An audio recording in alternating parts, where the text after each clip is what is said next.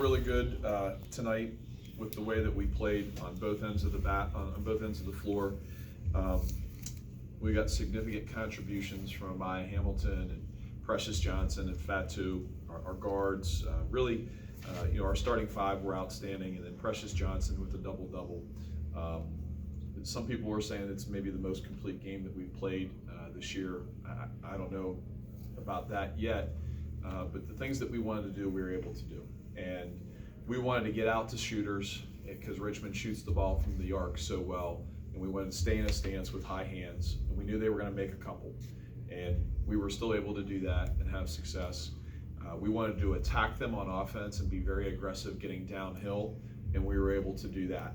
And we kept our dribble and we gnashed it across the lane. Gnashing across the lane is what Steve Nash used to do with the Suns. He'd keep his dribble and dribble it across the lane and draw defense, and then hopefully find the open person. Libby did an exceptional job of that, and really good win against a team that I think is a good team and is exceptionally well coached in Richmond. How important was that? You mentioned the aggressiveness. How pleased were you to see the aggressiveness, and how maybe in that third quarter was it a reminder just to be aggressive and let the simplicity take care of itself? Well, yesterday in practice, we practiced for 45 minutes after being off on Monday. You mentioned the word simplicity, and sometimes less is more, especially when you look at the health of what our kids are in terms of being really banged up. We can only go so long. So that 45 minutes yesterday needed to be crisp, and what we really emphasized was attacking, not just with the ball when we were dribbling it, but also when we would go to the glass, whether it was the defensive glass or the offensive glass to rebound. I challenged the kids to actually get fouls on rebounds.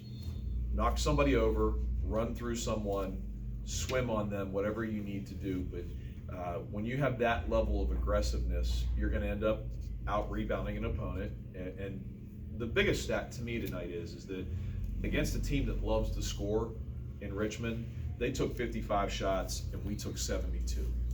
And yesterday we talked about V is for volume. And that's what we were looking for, is to try to get a lot more shots up within the game, and we were able to do that. With the exception of the three-point shooting, just what did you make of the confidence shooting the ball, the catch and shoot, the ability to score all over the court and have that ability to make Richmond put a body on you in all aspects of the floor? Well, the threes were there. I mean, we were 4 for 20. If we just shoot 30% and we make 3 or 4 more, I mean, you're talking about another 9 to 12, 15 points, and those shots were there, and those are shots that we typically knock down. So to win by the margin that we did, and really Precious, we run a variation of the Princeton offense, and when we get the ball to the high post and they reverse pivot, we have cutting actions that have to happen. And today we were a little bit more deliberate in allowing those cutting actions on both wings to happen, and we found people for wide open layups on that. And then Amaya Hamilton, instead of settling for jumpers, and she did take 2 that were good shots, turned down a couple jumpers and attacked. And that's where Amaya Hamilton is at her best, because she's either going to make it at the rim or she's going to get fouled, and she's an 80% free throw shooter in the conference. For you, how much of a difference was everything across the board from January 1st? Obviously, you were getting over COVID and getting your feet wet after that pandemic, but just what else changed between that January 1st game and what we're seeing here on February 16th? Well, we didn't have Amanda Kalin tonight, and boy, I'd love to have Amanda Kalin. She had, I think, 18 in that game there.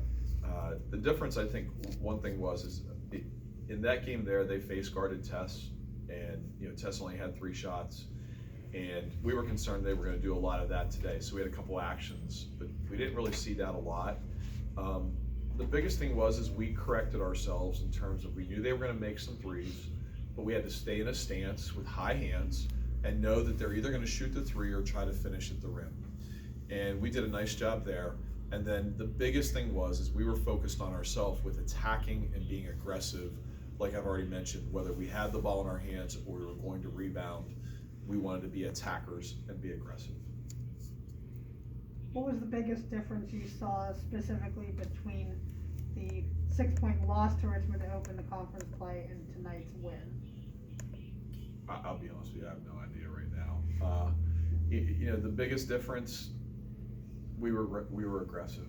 You know, we were just really aggressive offensively, and you know, that's really what it would be. From a paint perspective, Dan, 46-28 tonight. Just, you say attack.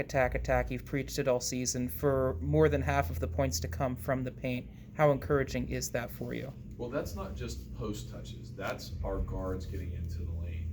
And when we don't have success, we tend to go around the arc and we don't get penetration.